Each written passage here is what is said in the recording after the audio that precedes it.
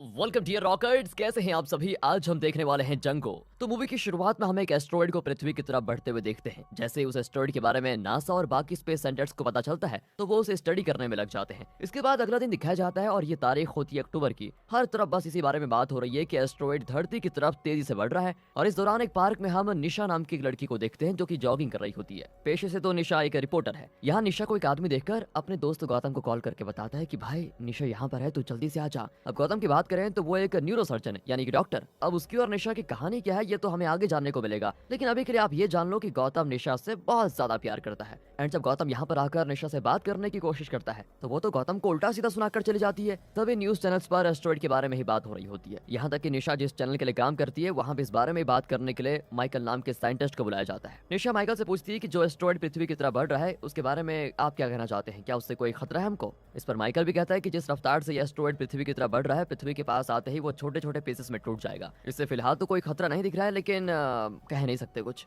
इसके बाद अगला दिन शुरू होता है, यानी कि 2 अक्टूबर। गौतम सुबह 7 बजे सोकर उठता है तो दरवाजे पर उसकी मेड सब्जी वगैरह लेकर आई होती है। एंड काम करते करते उस मेड से एक प्लेट टूट जाती है। एंड इस पर गौतम उसे कुछ नहीं बोलता। तब गौतम की माँ का फोन आता है जो उससे कहती है कि बेटा कब तक तुम अतीत में ही जीते रहोगे, तुम्हें शादी कर लेनी चाहिए। गौतम जवाब देता है कि माँ तुम्हें तो पता है ना कि मुझे इस बारे में कभी कोई बात नहीं करनी है, फिलहाल आप फोन रखो प्लीज, मुझे हॉस्पिटल जाना है। एंड कुछ देर के बाद गौतम अपनी गाड़ी से हॉस्पिटल के लिए निकल जाता है, जिस दौरान रास्ते में उसकी गाड़ी के सामने एक शराबी आ जाता है और वो शोर मचाते हुए एक्सीडेंट का नाटक करने लग जाता है। अब क्योंकि गौतम के लिए तो बहुत लेट हो रही थी तो वो जल्दी से छुटकारा पाने के लिए उसको कुछ पैसे देकर चला जाता है। एंड तभी गौतम को हॉस्पिटल से एक फोन आता है। असल में हुआ यह है कि पाकिस्तान से आई एक बच्ची का गौतम को ऑपरेशन करना है। अगर वो नहीं हुआ तो बच्ची बेचारी मर जाएगी और इस वक्त उसकी हालत बहुत ज्यादा खराब होती है। गौतम भी स्टाफ से कहता है कि आप लोग सर्जरी की तैयारी शुरू करो, मैं रास्ते में ही हूँ। इधर हॉस्पिटल में एक दूसरा डॉक्टर रमेश जो कि गौतम से जलता है, वो कहता है कि हर बार इंपॉर्टेंट सर्जरी गौतम की क्यों दी जाती है। इसी बीच गौतम आ जाता है और सर्जरी होती है शुरू, जो कि सक्सेसफुल रहती है। फिर वो अपने स्टाफ से बच्चे को आधे घंटे ऑब्जर्वेशन में रखने के लिए कह देता है। एंड गौर करने वाली बात है कि ऑपरेशन थिएटर से सभी लोग जा चुके होते हैं सिवाय रमेश को छोड़कर। साथ ही साथ अब गौतम को best doctor of the year का इनाम भी मिलने वाला होता है और इस कारण उसे निशा के न्यूज चैनल में बुलाया जाता है और इत्तेफाक से निशा ही उसका इंटरव्यू लेती है। इंटरव्यू के बाद गौतम निशा से बात करने की कोशिश करता है, मगर हमेशा की तरह वो उसको नजरअंदाज करके चले जाती है। यहाँ बेचारा गौतम अपनी पिछली बातें सोचने लग जाता है। असल में हुआ ये था कि निशा और गौतम जब पहली बार मिले थे तो गौतम को उसको पहली नजर में देखकर प्यार हो गया था। जल्दी फिर इनकी दोस्ती हो गई और किस्मत से निशा के माता पिता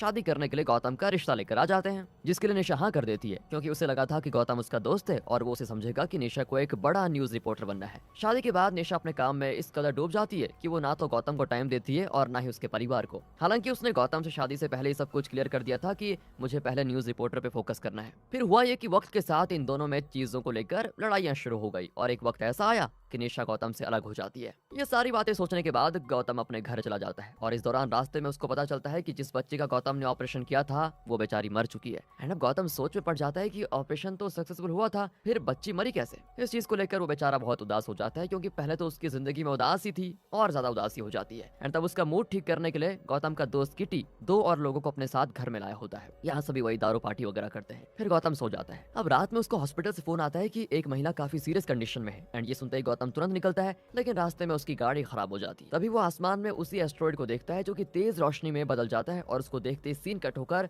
सुबह के सीन पर होता है शिफ्ट। गौतम अपने घर में सोकर उठता है, उसकी घड़ी में सुबह के 7 बज रहे होते हैं। दरवाजे को उसकी मेड नॉक करती है, वो सब्जियां वगैरह लेकर आई थी। एंड ये बात गौतम को काफी अजीब लगती है। कुछ देर में वो मेड फिर से उसी तरह प्लेट तोड़ती है। एंड ये देखकर गौतम इस बार उससे कहता है कि अरे तुम रोज कितनी प्लेट तोड़ोगी। जवाब में मेड कहती है सर आज ही तो पहली बार टूटी है मुझसे, इससे पहले कभी तोड़ी है क्या। एंड फिर गौतम को उसकी माँ का फोन आता है दोस्तों, जो पहले हुआ था। वो दोबारा उसको शादी करने की बात कहती है और गौतम चिढ़कर अपनी माँ से कह देता है कि प्लीज माँ आप रोज रोज ये बातें मत किया करो, मुझे अभी निकलना है, कल भी तो मैंने आपको इसका जवाब दिया था। एंड अब गौतम की माँ भी उससे कहती है बेटा मैंने कल तुझसे कब बात करी, हमारी बात पिछले एक हफ्ते से नहीं हुई है और तू कह रहा है कल हुई। अब दोस्तों ये चीज गौतम को दोबारा से काफी अजीब लगती है। वो फिर बाहर जाता है, मतलब हॉस्पिटल के लिए निकलता है और इस दौरान उसकी गाड़ी के सामने फिर से एक शराबी आ जाता है, जिससे पैसे देकर गौतम तुरंत हॉस्पिटल निकलता है। एंड जहाँ उसे उसी पाकिस्तानी लड़की का ऑपरेशन करना है जो उसने पहले किया था। ओ माय गॉड ये सब कुछ रिपीट हो रहा है। गौतम कहता है अरे कल ही तो मैंने इसका ऑपरेशन किया था और तुम लोगों ने बताया था कि बाद में इसकी मौत हो चुकी है। वो लोग गौतम से कहते हैं नहीं सर आज ही तो इसका ऑपरेशन होना है। ओ दोस्तों आप समझ गए क्या हो रहा है यहाँ पे। फिलहाल गौतम को उसका ऑपरेशन करना होता है, फिर उसे आधे घंटे के बाद ऑब्जर्वेशन में रखने के लिए कहा जाता है। फिर वो निशा को इंटरव्यू देने के लिए जाता है। उसके बाद उसके दोस्त गौतम के घर पर पीने के लिए आते हैं। यहाँ गौतम किटी से कहता है कि यार मुझे ऐसा लग रहा है कि मैं एक ही दिन को 2 बार जी रहा हूँ। और इस पर किटी उसे कहता है कि भाई इस चीज को डेजावू कहते हैं, डेजावू, तुम्हें डेजावू हुआ होगा। फिलहाल जल्दी 12 बज जाते हैं। अगली सुबह गौतम गौतम दोबारा से सुबह 7 बजे उठता है, फिर से उसके साथ वही सारी चीजें होने लग जाती है। गौतम एक दिन बार बार जी रहा है, ऐसा कैसे? इस बार गौतम अपनी मेड से कह देता है कि क्या तुम रोज रोज एक ही चीज करती रहोगी क्या? एंड आगे उस शराबी को भी इस बार गौतम अच्छा मजा चखाता है, मतलब उसको थोड़ा मारता भी है। वो अब कई चीजें अलग करता है और कुछ लोगों की मदद भी करता है। एंड हम उस चीज में डिटेल में नहीं जाएंगे, मेन कहानी पे फोकस करेंगे। तो गौतम अगले दिन जब दोबारा से वही दिन जीता है तो वो फ्रैंकलिन नाम के एक साइंटिस्ट से मिलता है। इस साइंटिस्ट का नाम फ्रैंकलिन है। गौतम फ्रैंकलिन से कहता है कि सर मैं एक ही दिन को बार बार जी रहा हूँ, ये कैसे हो रहा है? आप मेरी मदद कीजिए प्लीज। आप आज ही सब कुछ कर देना, नहीं तो मुझे आपको कल दोबारा समझाना पड़ेगा। एंड फ्रैंकलिन उसको बताता है कि तुम एक टाइम लूप में फंस गए हो बेटा, इस बारे में मैं किसी के साथ मिलकर काम कर रहा हूँ, तुम अभी जाओ और जैसे मैं उस प्रोजेक्ट को तैयार कर लूंगा वैसे मैं तुम्हें अपने पास बुला लूंगा और मुझे दोबारा से तुम सब कुछ बताना। बाहर फ्रैंकलिन माइकल से मिलता है, जो दोनों मिलकर किसी जैंगो नाम के प्रोजेक्ट के बारे में बात कर रहे होते हैं। अब ये जैंगो क्या है ये हमें आगे पता चलेगा। इसके बाद गौतम इस चीज को अपनी किस्मत मान लेता है और इस दिन को ही जीने लग जाता है बार बार। वो टीवी पर एक न्यूज देखता है तो पता चलता है कि शहर में कहीं पर एक यूएफओ देखा गया था, जिस कारण वहाँ काफी लोगों की भीड़ जमा हो जाती है और दुनिया भर के साइंटिस्ट उस यूएफओ वाले स्पॉट पर पहुंच जाते हैं। इस पॉइंट पर गौतम को समझ में आ जाता है कि जो उसने एस्ट्रॉइड देखा था वो असल में यूएफओ ही था और उसी से निकली रेडिएशन की वजह से गौतम एक लूप में फंस गया है। आगे गौतम एक और न्यूज को देखता है कि ऑफिस के बाहर निशा को किसी ने गोली मार दी है और वो हॉस्पिटल में एडमिट है। ये देखकर गौतम तुरंत हॉस्पिटल का निकलता है। उस दौरान 12 बज जाते हैं और यहीं से दिन रिसेट हो जाता है। अगले दिन गौतम दोबारा से 7 बजे उठता है, उसे निशा को बचाना है कैसे भी करके। तो वो जल्दी से निशा से मिलने उसके ऑफिस जाता है और उसको सब कुछ समझाने की कोशिश करता है। साथ ही वो बताता है कि तुम्हारी जान को खतरा भी है, लेकिन निशा तो उसकी बात को विश्वास ही नहीं करती। पूरा दिन गौतम उसी के ऑफिस के बाहर रुक जाता है और जब रात में निशा निकलने लग जाती है तो वो उसे रोकने की कोशिश करता है। तभी 2 लड़के बाइक से आकर निशा को गोली मारकर चले जाते हैं और निशा की वहीं पर मौत। 12 बजते दिन दोबारा से रिसेट हो जाता है और इस बार गौतम निशा के ऑफिस जाकर ये पता करने की कोशिश करता है कि आखिर वो कौन है जो निशा को मार सकता है, किसे उससे प्रॉब्लम हो सकती है इतनी। वापस से गौतम निशा के ऑफिस के बाहर उसका वेट करता है और जब वो अपनी गाड़ी से निकलती है तो गौतम उसका इस बार भी पीछा करता है और जैसे ही बाइक वाला बंदा निशा को मारने के लिए उसकी गाड़ी के आगे आता है तो गौतम अपनी गाड़ी से उस बाइक वाले को ठोक देता है और साथ ही उसे काफी मारता भी है। तब गौतम उसे पूछता है कि आखिर तुम्हें यहाँ भेजा किसने और तुम निशा को मारना क्यों चाहते हो? ये सब कुछ गौतम उससे पूछ ही रहा होता है कि तभी एक दूसरा बाइक वाला आकर निशा को मार के चला जाता है। मतलब कि फिर से गौतम को निशा को बचाना होगा। दिन दोबारा से रिसेट हो जाता है और अगले दिन गौतम निशा के ऑफिस जाकर उसके कोवर्कर से पूछता है कि आखिर निशा ने हाल ही में कोई ऐसी स्टिंग ऑपरेशन या मिशन वगैरह किया जिसमें उसकी जान को कोई खतरा हो सकता है। इस पर सामने वाला कहता है कि शहर में एक पर्टिकुलर इलाके से लगातार लड़कियों का किडनैप हो रहा था, काफी लड़कियां उस जगह से गायब भी हो चुकी थी। तो दोस्तों रात में निशा भी वहां पर गई थी जहां से कुछ गुंडों ने उसे किडनैप कर लिया था। अब निशा ने अपने आसपास कैमरा, माइक्रोफोन और ट्रैकर छिपाया हुआ था, तो वो सब कुछ रिकॉर्ड कर लेती है और उसे ट्रैक करते हुए निशा की टीम पुलिस के साथ वहां पर पहुंच गई, जहां पर निशा के अलावा काफी सारी लड़कियां थी और उन सभी को आजाद करवा कर पुलिस उन गुंडों को पकड़ लेती है। अब आज के दिन ऑफिस खत्म होने के बाद गौतम ऑफिस के बाहर ही रुक जाता है, जहां पर निशा का बॉस उसको देखते कहता है कि आपका इंटरव्यू तो काफी पहले खत्म हो चुका है, आप अभी तक यहाँ पर क्या कर रहे हो? इस पर गौतम कहता है कि एक्चुअली मेरी गाड़ी स्टार्ट नहीं हो रही है और इसमें कुछ खराबी हो गई है। ये बात सुनकर निशा का बॉस गौतम को निशा के साथ ऑफिस की गाड़ी से भेज देता है एंड इस गाड़ी को एक ड्राइवर चला रहा होता है। तब इनकी गाड़ी को 2 बाइक वाले पीछा करते हैं। ये देखकर गौतम ड्राइवर को गाड़ी तेज चलाने के लिए कह देता है। कुछ देर की चेसिंग के बाद वो बाइक इनकी गाड़ी के सामने आकर ड्राइवर, निशा और गौतम तीनों को मार देता है। अब गौतम भी मर गया है, मगर उसका दिन 12 बजते ही दोबारा से रिसेट हो जाता है और सब कुछ दोबारा रिपीट होने लग जाता है। अगले दिन होते ही गौतम दोबारा फ्रैंकलिन से मिलने जाता है और उसे सब कुछ समझाकर और सारी बात बताता है। वो कहता है सर मुझे ऐसा लगता है कि मैं इस लूप में यूएफओ के रेडिएशन की वजह से फंसा हुआ हूँ। इस पर फ्रैंकलिन कहता है कि मैं उस यूएफओ को यहाँ आने से पहले यहाँ से दूर भेजने की टेक्नोलॉजी पर काम करने में लगा हुआ हूँ। एंड इसके बाद गौतम सीधा अपने दोस्त किटी के पास जाता है जो कि एक पुलिस ऑफिसर है। किटी पहले तो गौतम की बातों पर विश्वास नहीं करता, लेकिन जब गौतम उसको बताता है कि तुम कुछ देर में मेरे घर 2 और लोगों के साथ आने वाले हो, तब जाकर किटी को विश्वास हो जाता है। गौतम कहता है कि मैं ये दिन करीब 9 बार जी चुका हूँ और कोई ऐसा है जो निशा को मारना चाहता है। मैं हर बार उसको बचाने की कोशिश करता हूँ लेकिन नाकामयाब हो जाता हूँ, लेकिन मैंने उन लोगों की बाइक का नंबर याद कर लिया है, तुम उनको ट्रैक करने में मेरी मदद करो प्लीज।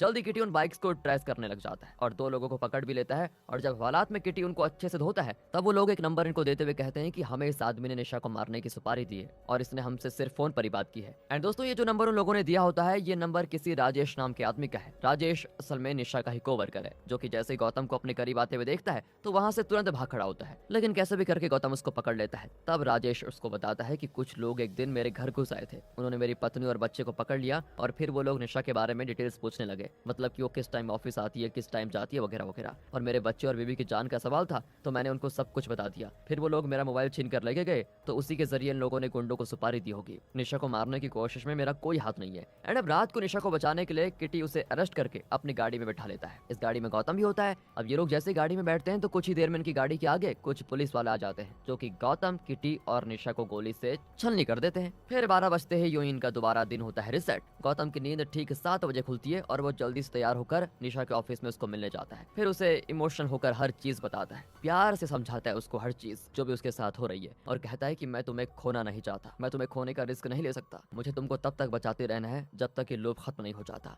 एंड उसकी बातों को इस बार निशा समझ जाती है और गौतम की माफी मांगने पर उसे माफ भी कर देती है और ये दोनों यहाँ से दोस्तों फिर एक हो जाते हैं। गौतम निशा से पूछता है कि तुम याद करो कौन हो सकता है जो तुम्हें जान से मार डाले, लेकिन निशा को तो कुछ भी याद नहीं है, उसे किसी पर भी शक नहीं होता। फिलहाल गौतम जब ऑफिस से बाहर निकलता है तो उसे एक कार दिखती है जो कि माइकल की होती है और वो कार गौतम के हर लूप में उसके आसपास ही रहती है, जो कि काफी अजीब बात भी है। मतलब कि कहीं न कहीं माइकल उसका पीछा कर रहा है। उस पर गौतम को शक हो जाता है। माइकल के खुफिया ठिकाने का पता करके गौतम निशा के साथ वहां पर जाता है जहां पर काफी अजीब अजीब तरह के डिवाइसेस रखे हुए हैं। यहाँ पर एक बोर्ड पर गौतम के साथ अलग अलग दिन में हुई घटनाएं लिखी हुई है, मतलब कि माइकल ये सब कुछ प्लान कर रहा था। अब यहाँ पर माइकल तो नहीं था, इसलिए गौतम और निशा साथ में जाने लग जाते हैं, मगर रास्ते में माइकल के आदमी दोनों को किडनैप कर लेते हैं। फिर एक सुनसान जगह में दोनों को लाया जाता है जहाँ माइकल तुरंत बिना वक्त गंवाए निशा को गोली मार देता है। फिर वो कहता है कि गौतम, तुम कई बार नाकाम होने के बाद भी निशा को बचाने की कोशिश कर रहे हो, उसकी किस्मत में यही लिखा हुआ है, तुम मान लो ये। दरअसल माइकल एक आर्टिफिशियल हार्ट बनाने में लगा हुआ है जिसे उसने बना भी लिया था, लेकिन उसे टेस्टिंग के लिए उसे कुछ लोग चाहिए, इसलिए उसने लड़कियों को किडनैप करना शुरू कर दिया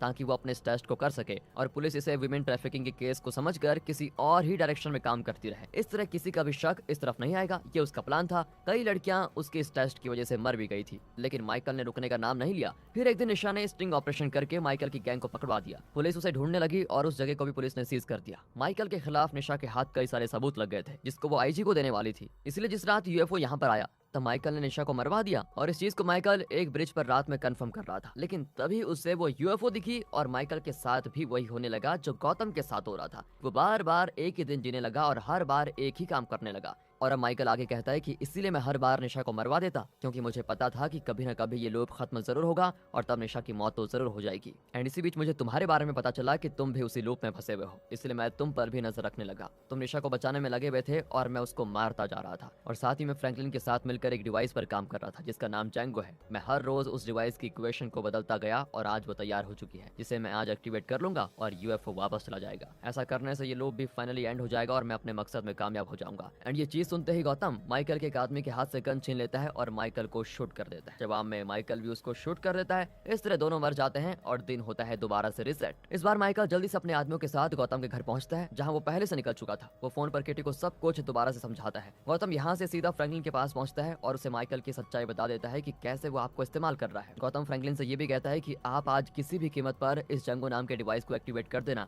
और याद रखिए कि किसी भी तरह ये माइकल के हाथ न लगे। फ्रैंकलिन जंगो को लेकर अपने घर चला जाता है ताकि उसे माइकल ढूंढ न पाए। इधर माइकल ने निशा को किडनैप कर लिया था जिसका किसी तरह गौतम पीछा करता है और जहां निशा को माइकल ने कैद किया है वहां पहुंचकर गौतम उसे आजाद भी कर रहा होता है। तभी उस जगह पर वो माइकल आ जाता है जो आते ही पहले निशा को गोली मारता है और ये देखकर गौतम माइकल के पेट में एक लोहे की रॉड घुसा देता है। इस पॉइंट पर मरने से पहले माइकल कहता है कि अगर ये दिन रिसेट हुआ तो ही तुम निशा को बचा सकते हो, इसीलिए इस दिन को रिसेट होना बहुत जरूरी है। जवाब में गौतम कहता है कि इस लूप के खत्म होने के साथ तेरा भी खात्मा जरूर हो जाएगा और रही बात निशा की तो उसे तो मैं किसी भी तरह बचा लूंगा, मैं एक न्यूरो सर्जन हूँ। इतना कहने के साथ वो माइकल के पेट में उस रॉड को और अंदर घुसा देता है जिससे उसकी मौत हो जाती है। फिर जल्दी से गौतम निशा को लेकर हॉस्पिटल पहुंचता है और उसका ऑपरेशन करने लग जाता है। दूसरी तरफ 12 बजने से पहले फ्रैंकलिन को जंगो डिवाइस यूएफओ के आते ही एक्टिवेट करनी थी। गौतम के पास ज्यादा वक्त नहीं होता, इस कारण वो भी ज्यादा टेंशन में होता है। उसे कुछ भी करके निशा को टाइम रहते बचाना होगा। फ्रैंकलिन यहाँ यूएफओ के आते ही जंगो डिवाइस ऑन कर देता है जिससे एक रोशनी निकलकर यूएफओ से टकरा जाती है और वो यूएफओ वापस लौट जाता है। अगले दिन जब गौतम जागता है तो दरवाजे पर उसकी नौकरानी होती है जो गौतम से कहती है कि सर आज मुझे सब्जी नहीं मिली। एंड जल्दी गौतम तुरंत हॉस्पिटल पहुंचता है जहां उसे एहसास होता है कि ये एक नया दिन है और लोभ खत्म हो चुका है। गौतम देखता है कि निशा की जान अब बच चुकी है और खतरे से बाहर है। साथ ही इस दौरान गौतम को उसके दोस्त किटी का फोन आता है जो उसे कहता है कि उस जगह पर हमें माइकल की लाश नहीं मिली।